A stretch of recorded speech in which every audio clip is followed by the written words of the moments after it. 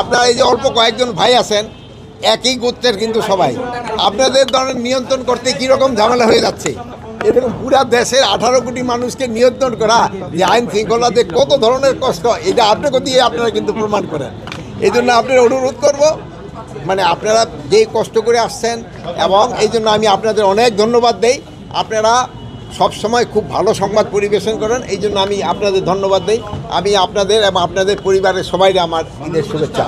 আমার কাছে আমার প্রত্যাশা এই পর্যন্ত পূরণ হয়েছে, এই জন্য আমি এরকম কোনো বড় ধরনের কোনো রিপোর্ট আমি পাই নাই।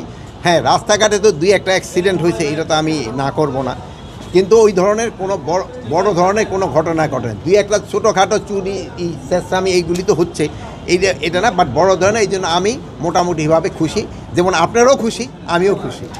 এখন লোক শোনা আপনারা বলছেন যে অনেক মামলাগুলি আছে, যে কিছু মামলাগুলি ইনভেস্টিগেশন হয় নাই। ইনভেস্টিগেশন হওয়ার পরে যে দোষী হবে তার আইনের আওতায় নেওয়া হবে।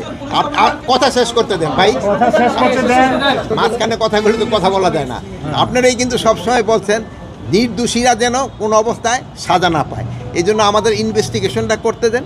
যদি ইনভেস্টিগেশন করার পর যেই দোষী হোক না কেন, কাউরে আইনের বাইরে থাকা হবে না, তারা আমরা অবশ্যই আইনের আওতায় নিয়ে আসবো। এটা তো আপনারই আমাকে রিকোয়েস্ট করছেন, আপনারই বলেন নাই ভাই, হাসতেছেন তো, বলেন আপনারই বলছেন, আপনার কথাই তো আমি রাখতেছি যে তারা ওইভাবে প্রমাণিত না হলে তারা আমি কেন একটা নির্দোষ লোকের কেন তো আমি সাজা দেবো, কিন্তু সব ক্ষেত্রে একটা নির্দোষ লোকের আমি কেন সাজা দেবো?